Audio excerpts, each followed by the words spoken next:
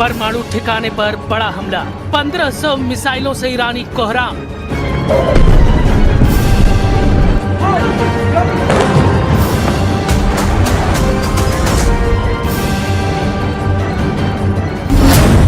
तीसरे दिन में ईरान युद्ध अब ऐसे दौर में पहुंच चुका है जहां ईरान अब मरने और मारने पर पूरी तरह से उतारू हो चुका है।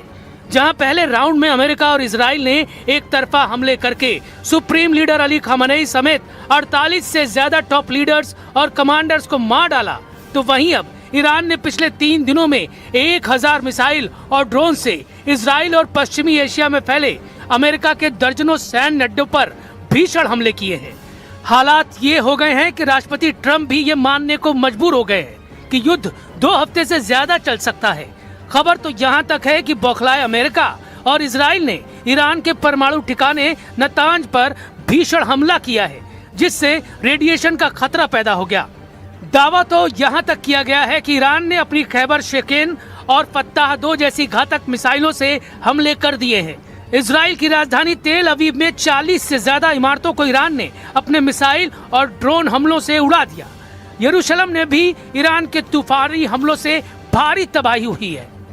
अब तक युद्ध में अमेरिका के कई जेट गिर चुके हैं।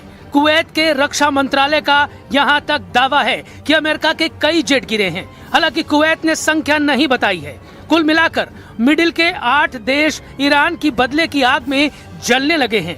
हम शुरुआत करते हैं अमेरिका और इजराइल के उस तूफानी हमलों से, जिसकी वजह से पश्चिमी एशिया में परमाणु जंग का खतरा पैदा हो गया है। ईरान के परमाणु ठिकाने पर हमला, नेतन्याहू के दफ्तर पर निशाना। 28 फरवरी 2026 को शुरू हुए ऑपरेशन एपिक फ्यूरी और ऑपरेशन रोरिंग लॉयन में ईरान ने तांडव मचा रखा है।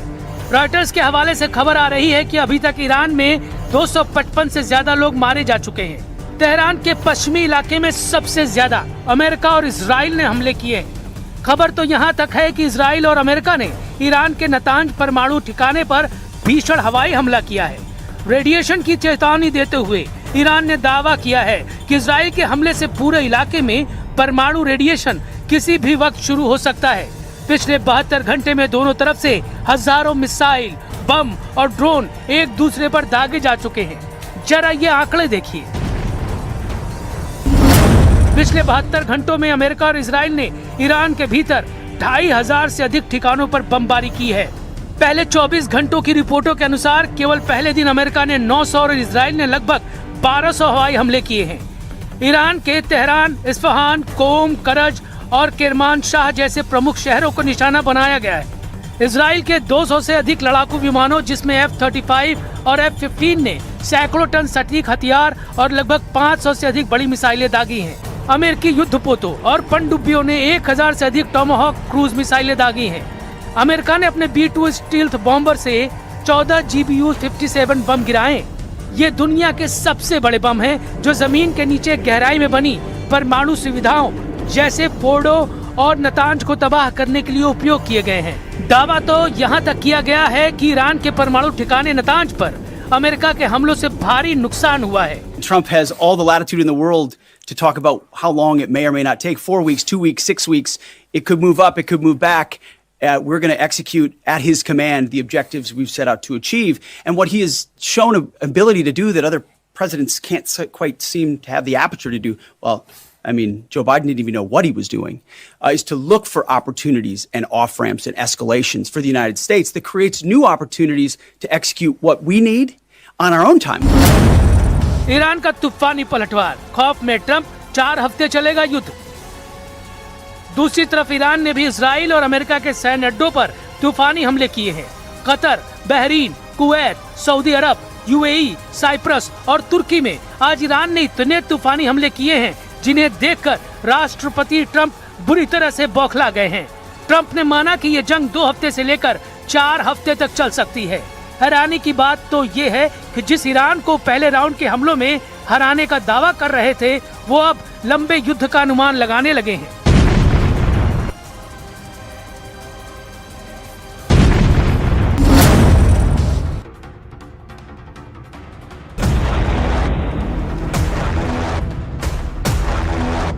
कुवैत में 3 F-15E strike eagle jet America के गिर चुके हैं। दावा किया जा रहा है, ईरान का दावा है कि उसने अमेरिका के जेट मार गिराए हैं, लेकिन कुवैत के रक्षा मंत्रालय और अमेरिकी सेंट्रल कमांड ने आधिकारिक तौर पर स्वीकार किया है कि 3 अमेरिकी F-15E फ्रेंडली फायर में तबाह हुए हैं।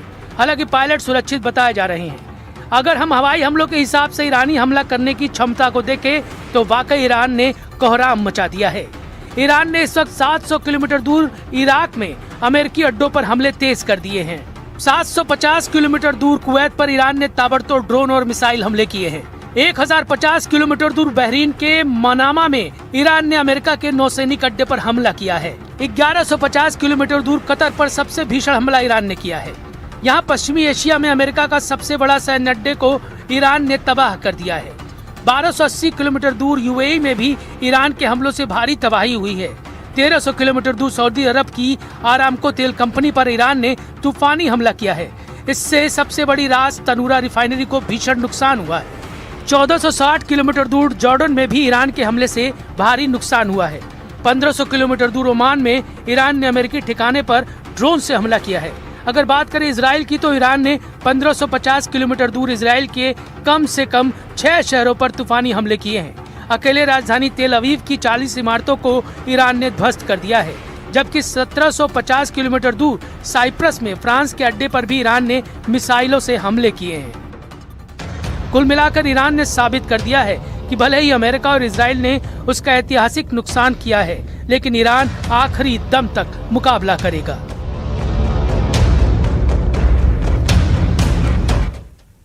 और ईरान के मिसाइल हमलों को लेकर इजराइल में हड़कंप मच गया है।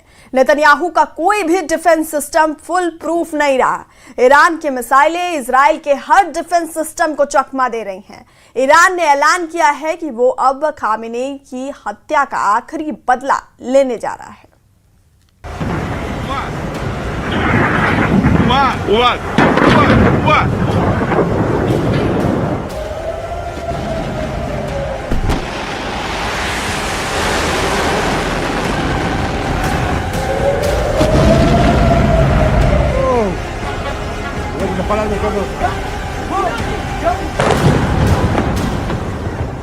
इजराइल में अगला टारगेट कौन है? ईरान में सर्वोच्च नेता अली खामेनेई की हत्या का बदला लेने के लिए ईरान कहां-कहां मिसाइल दागने जा रहा है। ईरान के टारगेट पर इस वक्त इजराइल की टॉप लीडरशिप है।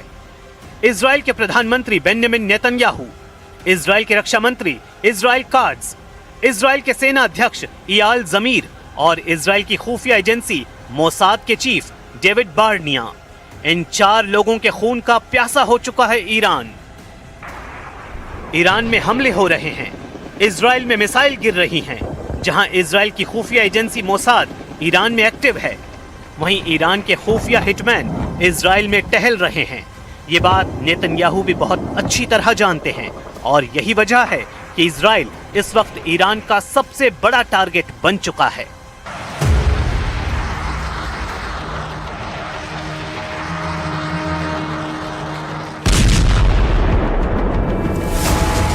पश्चिमी यरूशलेम में मिसाइल अटैक, तेल अवीव के करीब बेत शेमेश में हमला। चंद घंटों के अंदर तबाही वाले ये 2 वीडियो पूरे इजराइल को परेशान कर रहे हैं।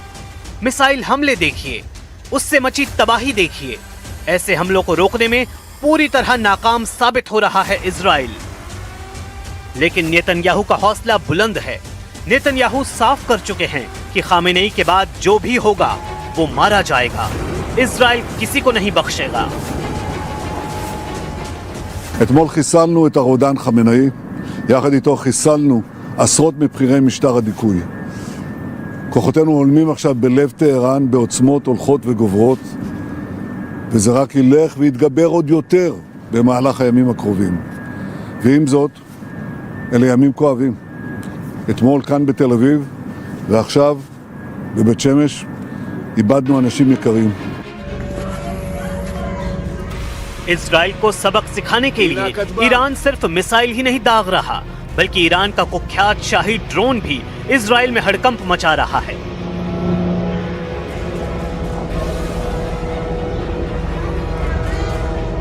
ये वीडियो उत्तरी इजराइल से आया है, जहां ईरान का शाहिद 136 ड्रोन अपनी बदनाम आवाज के साथ तेजी से उड़ रहा है।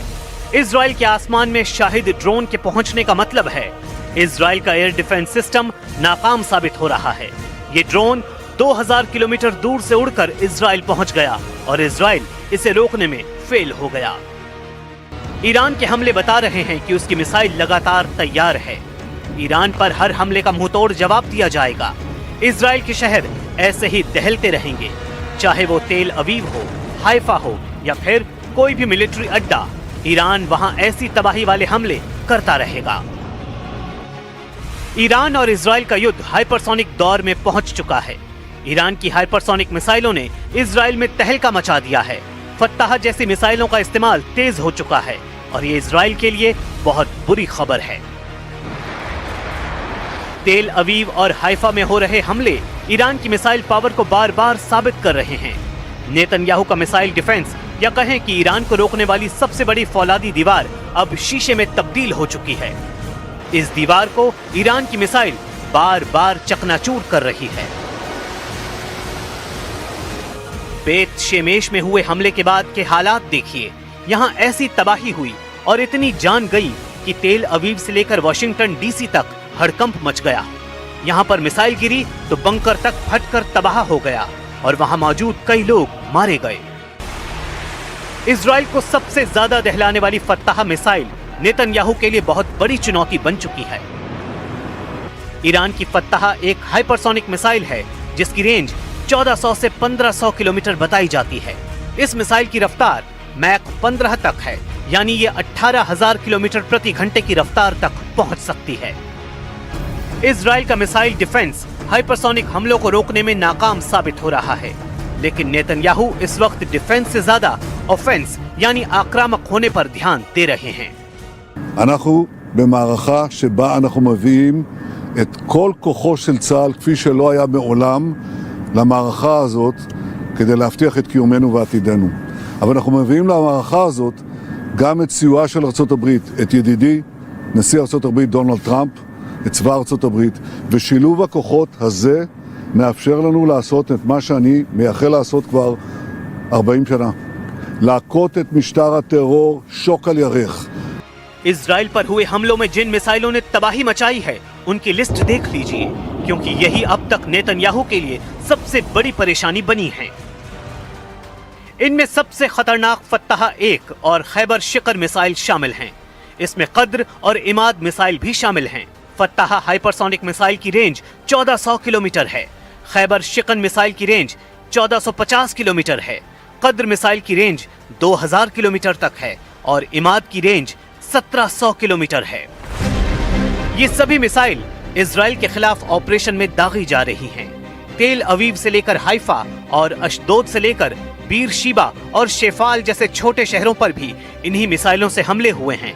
इसलिए ईरान के कमांडर जो वार्निंग दे रहे हैं उसे इजराइल बिल्कुल भी हल्के में नहीं ले सकता। ईरान के मिसाइल गोदाम लगातार एक्टिव हैं और उसके लॉन्च पैड लगातार रीलोड किए जा रहे हैं। इनमें सबसे ज्यादा खतरनाक है ईरान की फत्ताह मिसाइल। फत्ताह की खासियत है ये तेज रफ्तार के साथ अपनी दिशा भी बदलती है, यानी एक ट्रेजेक्टरी में हमला नहीं करती। ये पृथ्वी के वायुमंडल के अंदर और बाहर सभी दिशाओं से गुजर सकती है और जब टारगेट पर हमला करती है तो इसकी रफ्तार इतनी ज्यादा होती है कि दुश्मन का इसे देखना भी मुश्किल है। ये बात नेतन्याहू बहुत अच्छी तरह जानते हैं। ऐसे में इजराइल में अगला कहां धमाका होगा, कौन सी मिसाइल कहां गिरेगी, इसे लेकर इजराइल के मिसाइल ट्रैकिंग रेडार सिस्टम काफी प्रेशर में हैं। इन सबसे खास है अमेरिका का थाड मिसाइल डिफेंस सिस्टम जो पूरे इजराइल को बचाने के लिए तैनात किया गया है। थाड 200 किलोमीटर की दूरी तक दुश्मन की किसी भी मिसाइल को मार सकता है। ये 150 किलोमीटर की ऊंचाई तक किसी भी मिसाइल को इंटरसेप्ट कर सकता है। अमेरिका के पास थाड की 7 बैटरियां हैं। एक बैटरी में 6 ट्रक माउंटेड लॉन्चर होते हैं। दुश्मन की मिसाइल को रोकने के लिए थाड सिस्टम के एक लॉन्चर से एक बार में 8 मिसाइल दागी जा सकती हैं, यानी पूरी बैटरी में कुल 48 इंटरसेप्टर मिसाइल होती हैं। इसे ऑपरेट करने के लिए 95 सैनिकों की जरूरत होती है। इजराइल में ऐसे 2-2 सिस्टम तैनात रहे, लेकिन क्या ये काफी साबित हुए? बिल्कुल नहीं। हाइफा और तेल अवीव में गिरती हुई मिसाइलों ने बताया है कि कि ईरान एक बार में सैकड़ों मिसाइल फायर करने की ताकत रखता है और उनको रोकना ना इजराइल के बस की बात है, ना ही अमेरिका इसमें 100% कामयाब रहा है। अगले 24 घंटे इजराइल के लिए बहुत खतरनाक होने वाले हैं। अगर नेतन्याहू ईरान के लॉन्च पैड वाले अड्डों को तबाह करने में नाकाम रहे तो समझ लीजिए इजराइल और अमेरिका को लगातार बड़े बड़े झटके मिलते रहेंगे। ईरान से युद्ध को लेकर अमेरिका और इजराइल को ऐसे सिग्नल लगातार मिल रहे हैं।